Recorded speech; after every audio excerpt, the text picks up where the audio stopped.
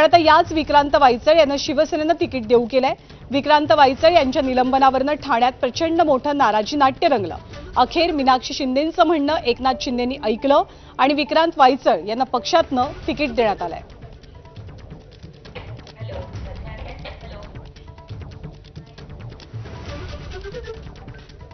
आणि इतर अनेक महानगरपालिकांप्रमाणे परभणीमध्ये सुद्धा महायुतीमध्ये फिसकटल्याचं किंवा महायुती न झाल्याचं चित्र आपल्याला पाहायला मिळतंय।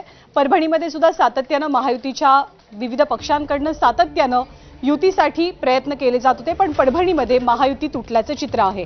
शिवसेनेचे जिल्हा प्रमुख आनंद भरोसेंनी या संदर्भातली घोषणा केली। भाजप नेते सुरेश वरपुडकरांनी महायुतीचा शब्द पाळला नसल्याचा आरोप केला गेला आणि परभणी जिल्हा प्रमुख आनंद भरोसेंनी ही युती तुटल्याचं खापर भाजपवरती फोडलेलं आहे।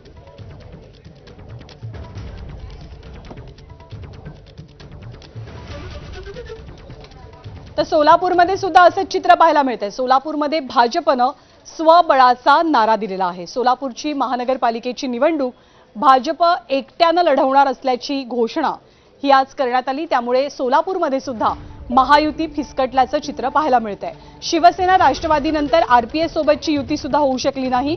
भाजपकडनं सन्मानजनक जागा न मिळाल्यामुळे भाजपची आरपीएस सोबतची युती तुटलेली आहे आणि भाजप सोलापूरच्या निवडणुकीमध्ये स्वबळाचा नारा देतेय।